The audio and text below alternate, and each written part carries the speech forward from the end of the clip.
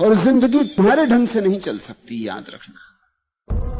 तुमने जिंदगी को अपने ढंग से चलाना चाहा कि तुम दुख में पड़े, यही तो दुख है, सारा संताप यही है। जगत का दुख क्या है कि तुम जिंदगी को अपने ढंग से चलाना चाहते हो। तुम कहते हो ये जिंदगी का व्यवहार मेरे ढांचे में हो, मैं जैसा चाहूं वैसा हो। तुम चाहते हो ये नदी मेरे पीछे चले, ये नदी तुम्हारे पीछे नहीं चलेगी। तुम इसी नदी की छोटी सी लहर हो, लहर के पीछे नदी कैसे चल सकती है? लहर को ही नदी के साथ चलना होगा, अंग को विराट के साथ चलना होगा, विराट अंग के साथ नहीं चल सकता। हम तो छोटे छोटे हिस्से हैं, मगर जिंदगी भर हम यही तो कोशिश करते हैं। यही तो अहंकार की घोषणा है कि मैं सिद्ध कर दूंगा कि जिंदगी मेरे पीछे चलती, कि अस्तित्व मेरे पीछे चलता है, कि परमात्मा साये की तरह मेरे पीछे आता है। यही दुख है। अहंकार दुख का मूल है।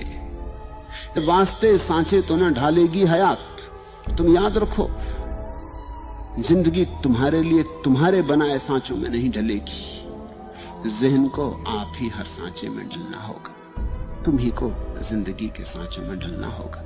इसका नाम समर्पण है। जिस दिन ये समझ आ जाती है कि नदी के साथ मुझी को बहना होगा, जिस दिन तुम अपने अहंकार को उतार कर रख देते और तुम कहते हो अब मैं तैरूंगा भी नहीं, अब तो सिर्फ बहूंगा, ले जाए जहां नदी। गिराए पर्वतों से तो गिरूंगा, डुबाए सागरों में तो डूबूंगा, ले जाए जहां नदी। भाप बन के उड़ेगी बादलों में तो उड़ूंगा, ले जाए जहां नदी। अब अपनी इच्छा छोड़, अपनी मर्जी छोड़ता हूं। कौन रोता है किसी और की खातिर ए दोस्त, सबको अपनी ही किसी बात पर रोना आया।